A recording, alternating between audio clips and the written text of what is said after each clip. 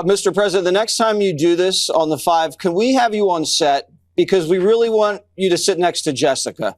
I think you'd be a good influence on her. Can you do that? Well, I think I watch Jessica, and I'm not a fan. And she uses fake numbers. She'll give.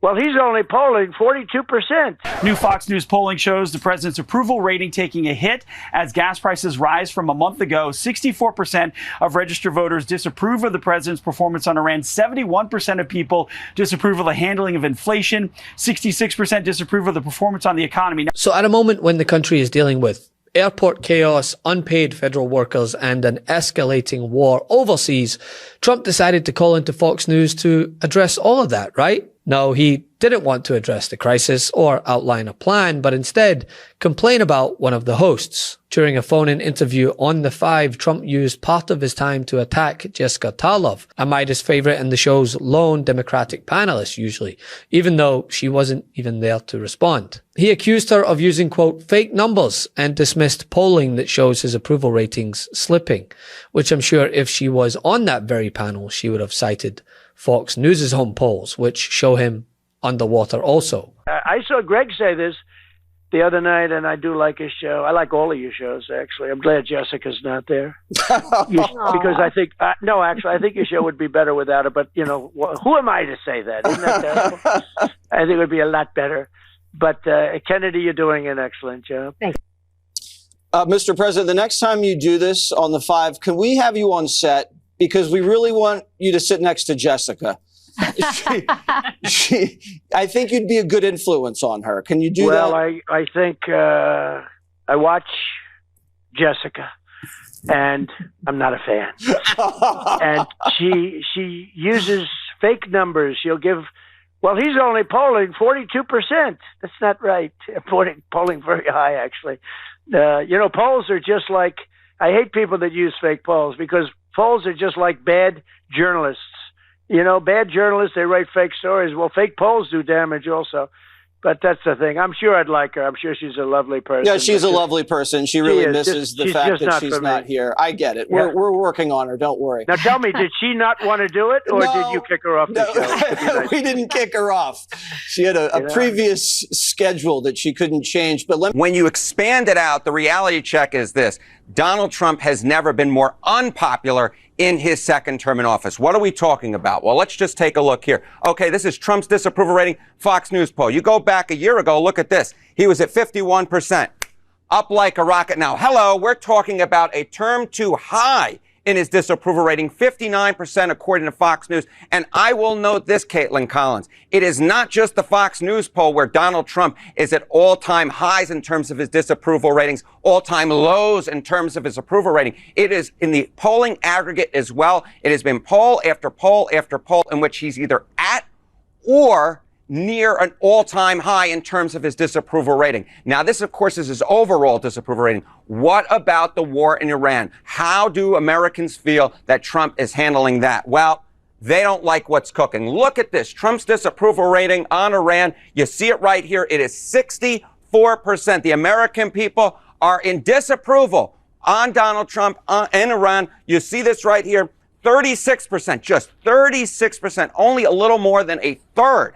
Only a little bit more than a third of Americans, according to Fox News, actually approve of the job that Donald Trump is doing in Iran. And I will just add this little nugget. The Fox News poll was one of the rare polls in which we had an even split early on in the war in terms of support and opposition. But I mean, think about it. This was the focus of the president, not the war, not the economy, not the shutdown, but Fox hosts. I mean, at one point of the conversation, even one of the more conservative-leaning hosts tried to get an answer from him on the status of the conflict in Iran and whether the Iranian people have clean drinking water.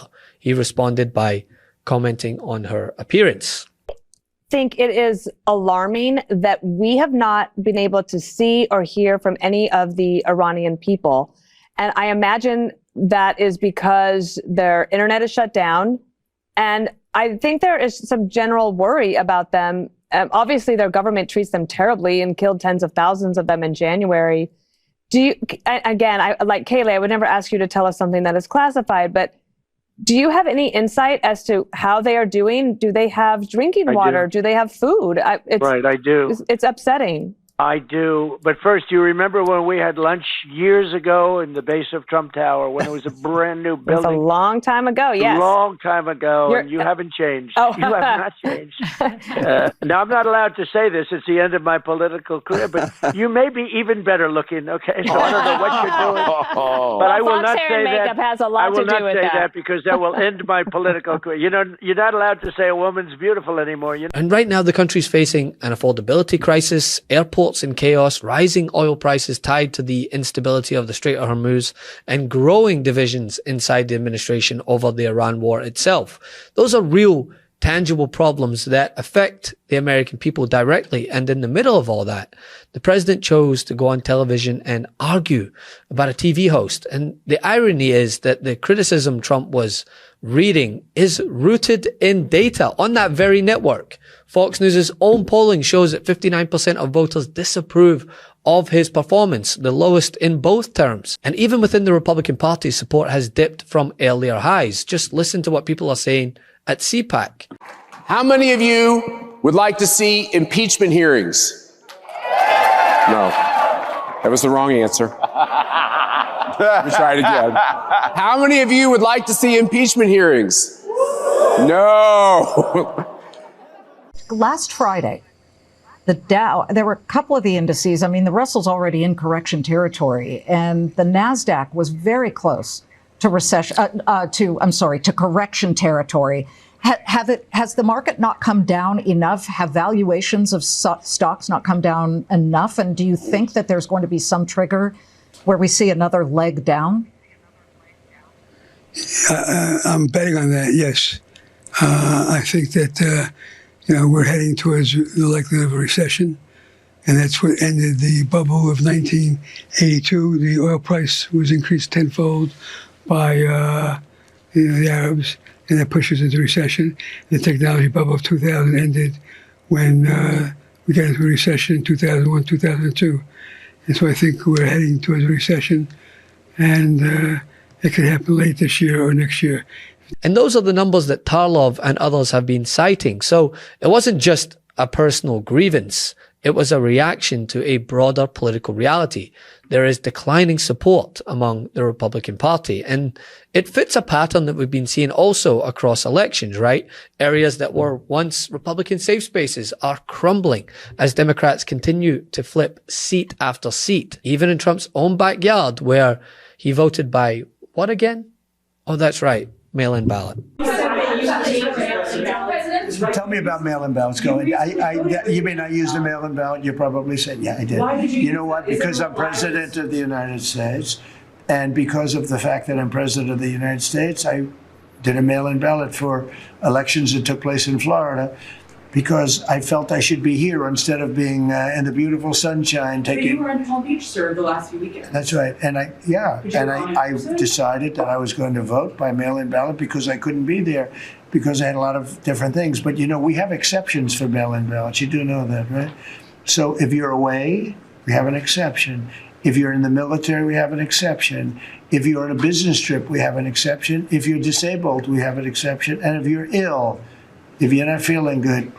So I was away, mostly in Washington, D.C., so I used a mail-in ballot. But I appreciate the question because I know it was so well-meaning. Yeah. Well, I mean, when you're in opposition, it's very hard to have an accomplishment. Like, obviously, you couldn't get a piece of legislation through on your own. There have been, I guess, some bipartisan wins, but a big accomplishment is we're winning a ton of elections in the Trump era. And I plan on talking about that in every single block as we go through the day. Donald Trump's new legislative representative is a Democrat, and Mar-a-Lago now belongs to us. So that was a big win. Listening to this. No, it's a state legislative district. Oh. But Palm Beach County is won by a Dem anyway. Okay, got it. But 9-point flip. It's the 30th since January 2025. Democrats are winning local elections everywhere throughout 2025 and now throughout 2026. And they're doing it all over the map in ruby red states like Florida, in Georgia, in Mississippi, in Texas, in Pennsylvania, and Wisconsin. So Democrats clearly, the facts just speak plainly, the math speaks plainly as day. Democrats have huge enthusiasm behind them right now, and Republicans keep losing in places where just in November of 2024, they were winning big. And so Democrats believe that they had a good year set up because it's a midterm year. You have a Republican president, his poll numbers are down. They thought they had a good year, and they think actually as we start to move through the early spring here, the opportunities are getting even bigger and wider, broader, if you will. Love this video? Support independent media and unlock exclusive content, ad-free videos, and custom emojis by becoming a paid member of our YouTube channel today. You can also gift memberships to others. Let's keep growing together.